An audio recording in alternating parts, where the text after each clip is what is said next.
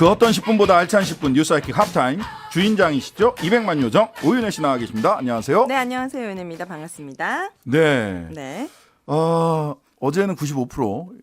네. 왜냐하면 목 상태에 관심이 많습니다. 제작진이. 맞습니다. 몸은 아주 멀쩡한데 제가 1년에 한 번씩 변성기가 오거든요. 남자처럼. 변성기.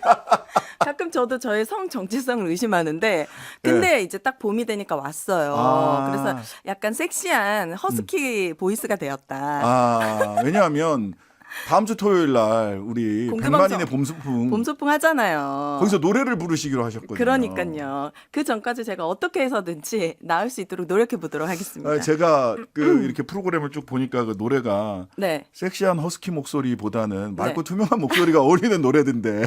그러니까요. 가능할지 모르겠습니다.만 노력해 보겠습니다. 네, 알겠습니다. 네. 4월 29일 맞습니다. 100만인의 봄소풍 11시부터 MBC 상암 사옥 골든마우스홀에서 진행이 됩니다. 네, 꼭 그날 만나 뵙기를 바랄게요. 네. 네. 자, 그럼 우리 섹시한 허스키 보이스로 바뀌신 오윤혜 씨 오늘은 어떤 말씀 주시겠습니까? 제가 어제 우연히 이제 아이들을 재우고 나왔더니 100분 토론이 하고 있는 거예요. 아, 네네네. 좀 인상 깊게 보았고 이탄희 의원이랑 천하람 변호사가 이렇게 딱 있더라고요. 네네. 천하람 많이 컸구나. 우리 천동생. 네. 그러면서 약간 소감을 얘기하고 싶었습니다. 네네. 뭔가 이 토론의 주제도 좋았고 굉장히 유익했던 것 같은데 네. 천하람 변호사는 먼저 굉장히 쉽고 시원하게 표현을 잘하더라고요. 네. 그러나 아직 깊이가 없다.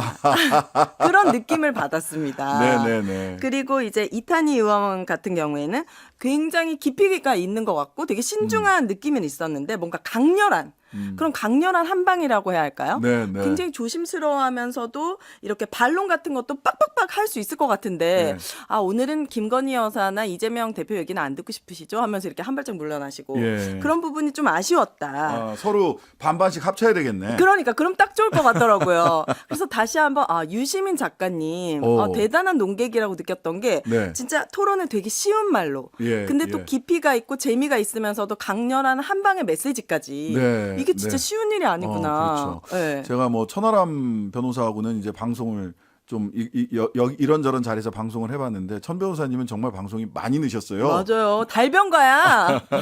그다음에 이제 이탄희 의원은 뭐 학교 후배이기도 하고 같이 이런저런 일을 해봤는데 이탄희 의원 같은 경우는 굉장히 네. 외유 내강형이에요. 그러시군요. 네, 겉으로는 굉장히 부드러운데 안으로는 얼마나 이 단단한 마음을 가지고 있는지 정말 재미있는 에피소드가 몇 가지가 있기도 합니다. 네. 또 이탄희 의원하고 제가 처음 만났던 건 개인적 인연이라 유튜브니까 그냥 네네. 얘기하면 궁금해요. 제가 2000년에 만 28세 때 그때 네. 총선에 출마했었습니다. 진짜. 네. 세는 나이로 30살 대단하시다. 때 총선에 네. 출마를 했는데 그때 이탄희 의원이 서울대 법대 재학생이었거든요. 진짜요? 예. 네. 그때 제 선거에 자전거 유세단 대학생 자원봉사자였습니다. 유세를 해주러 온 거예요? 예, 이탄희. 자원봉사하러. 진짜요? 예, 계속 자전거 타고 돌아다니면서 저를 뭐 홍보하던. 편말 같은 거 이렇게 그렇죠. 하고 예, 그럼 되게 막역하신 자원봉사자였습니다. 사이네요. 예.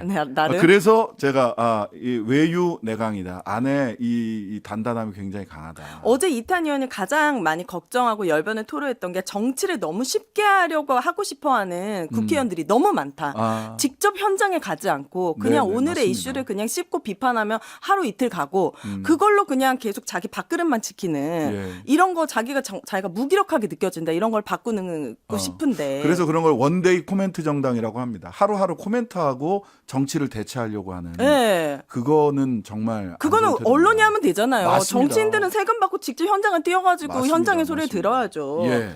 자, 그 얘기가 있었고 또 하나는 어제 이제 변호사님께서 태영호 의원이 JMS 비유하는 거 네. JMS 피해자들이 어떻게 받아들이실지 궁금하다 이런 얘기 했는데 네. 어제 PD수첩에서 JMS 편 방송됐습니다. 맞습니다. 예. 굉장히 충격적인 내용도 많았고 또 오늘 시선 집중에 출연을 해가지고 공개된 비하인드가 화제가 됐어요. 2인자였던 정조은 씨가 네. 자기를 방송에서 빼달라고 한 이유가 참. 진짜 깜짝 놀랐네. 쌩얼 때문이라고. 그러니까요. 너무 당황스럽더라고요. 그러니까 이분이 이제 오늘 저도 이제 어제 그 PD 수첩도 보고 오늘 아침 인터뷰도 쭉 다 봤거든요. 네. 쭉 다 봤는데 이게 이제 공범이 있다는 거예요. JMS 혼자서, 정명석 씨 혼자서 이런 일을 할 수가 없어요. 네. 신도가 만여 명이 넘고 뭐 100개 교회가 지 교회가 한 100개 정도 있다는데 여기에 제일 공범이 지금 정조은 씨라는 거 아닙니까? 맞아요. 근데 이분이 누리고 있었던 이 럭셔리한 삶 네. 여기서는 그런 거에서 외모나 바깥으로 보여주는 것에서 권위를 자꾸만 만들려고 하는 거예요. 네. 그러니까 내가 쌩얼로 근데 그게 저는 또 한편 이해가 가요. 왜냐하면 네. 그 많은 사람들이 JMS 신자들이 거길 탈퇴를 하게 된 굉장히 큰 계기 중에 하나가 뭐냐면 네. JMS가 중국 공안에 붙잡혔을 때 약간 심신미약 같은 모습을 보였어요. 그리고 그게 중국 TV에 그대로 나왔어요. 아. 그 모습을 보고 우리 메시아가 저렇게 유약하다고? 나약하다고? 예. 여기 그러면서 있겠구나. 의문을 갖기 시작을 했던 사람들이 있어요. 정조은이 제가 보기에는 그냥 뭐 여자로서 쌩얼 이게 아니라 네. 물론 그런 면도 뭐 없지 않아 있겠지만 네. 정조은도 정명석처럼 그렇게 나약하게 2인자로서 네. 아우라 쫙 그걸 보여줘야 그걸 되는데. 보여줘야 되는데 거기에서 그냥 평범한 그러니까 여자 한 여자로서 중년 여성의 네. 모습을 비춰지면 비춰지는 게 신도들 다 신도들 나갈까 봐. 나간다. 그런- 저는 이런 계산이 없으면 단순히 그냥 쌩얼 때문이다 이렇게 생각하지 않고요. 그다음에 네. 두 번째로 오늘 아침 인터뷰에서는 다음에 한 1년 정도 걸릴 것 같다라고 얘기를 하는데 공범들이 네. 정조은 교단 안에만 있는 게 아니다라고 얘기를 하면서 법조계와 정치계 맞아요. 그 얘기를 꼭 꼽았더라고요. 네. 나는 신이다 PD 조 PD가 했던 얘기가 사이비 종교에 빠져 있는 사이비 종교가 절대 근절될 수 없는 이유 중 하나가 법조계 유착, 정치권과의 유착. 네. 이게 표를 몰아줄 수 있는 가장 쉬운 방법이기 때문에. 법조계는 법조계는 돈을 받을 수 있고 네. 엄청난 돈을 주니까 네. 그다음에 정치권은 가장 확실한 표. 이게 뭐냐면 이건 뭐 직접적으로 거기까지 연결되기는 어려울 수 있겠습니다만은 약간 비약을 하면 왜 국민의힘은 전광훈 씨를 손절 못하나? 그쵸. 왜냐하면 지금 당원 100%로 뽑았잖아요. 네. 당 대표단을. 그럼 내년 공천을 당원들이 이 네, 뽑아가지고. 투표를 해서 뽑는다라고 하면 적어도 한 선거구에서 전광훈 씨 신자들이 뭐 1000명만 있어도 몰아가서 할수 당락을 좌우할 수 있기 때문이거든요. 그러니까요. 예, 그런 논리가 소위 JMS를 비롯한 사이비 종교에도 네. 정치권이 유착하게 되는. 일본도 네. 이건 뭐 사이비 종교는 아니 사이비 종교라고 딱 잘라 얘기하기는 어렵겠지만 소위 통일교와의 유착 관계 때문에 일본 정치도 완전히 다 뒤집어져 버렸거든요. 그러니까요. 이 JMS도 굉장히 뿌리 깊게 박혀 있다. 왜냐하면 이분들이 선임하는 변호사들 비용이 받는데 어마어마하다는 어마어마합니다. 거예요. 예. 이게 진짜 거대한 돈이 왔다 갔다 한다.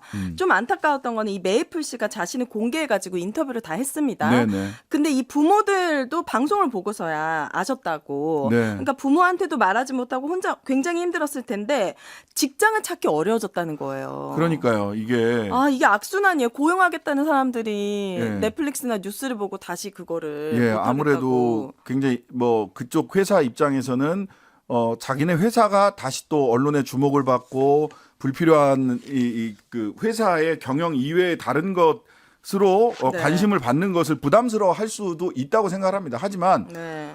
그러면은 대한민국 정부나 또 우리 시민사회는 이런 선의의 피해자들 그리고 그런 용기를 내줄 불굴의 의지를 보여준 거예요, 사실. 네. 이런 분들을 어떻게 보호할 것인지 도와줄 수 있을지. 도울 수 있을지. 자, 하늘색 수의를 입고 법정에 나온 JMS는 갑자기 바보 행세를 하기 나 시작합니다. 좀 그것도 뭐 귀가 안 들린대요. 이 메시아가 이래도 그러니까요. 되는 겁니까? 이러면 안 되죠. 정말 지금 이 사람이 심지어 징역 10년 받고 나오자마자 또 성범죄 저지른 사람이에요. 그렇습니다. 예, 굉장히 변태적인 방식이죠. 네. 근데 법기술적으로 보더라도 저는 이건 받아들여지지 않을 거다. 당연하죠. 피해자들도 너무 많고 증거들도 너무 많고 예. 녹취록도 많고. 과거에는요, 소위 심신미약을 많이 인정을 했었어요. 근데 네. 심신미약 상태를 일부러 초래한다든지, 일부러 막 술을 많이 먹고 가서 범죄를 저질러, 네. 또 일부러 마약을 하고 범죄를 저질러, 이런 일들이 벌어지고 있기 때문에 일부러 술을 많이 먹었다라든지 심신미약을 주장하는 것 이런 것들을 오히려 법정에서 더 가중 처벌. 더 가중, 그렇지. 예, 이 양형을 네. 굉장히 세게 하는 방향으로 바뀌었어요. 그래요? 예. 그게 JMS한테도 딱 돼야 될 텐데요. 예, 그래야 될 겁니다. 그리고 네. JMS도 이제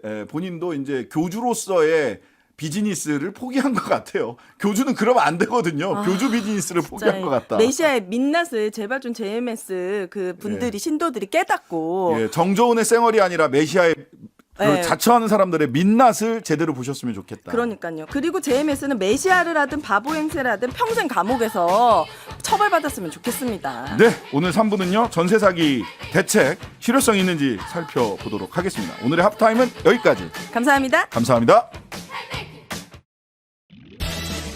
하루 종일 기다려지는 진짜 시사. 평일 저녁 6시 5분 신장식의 뉴스 하이킥.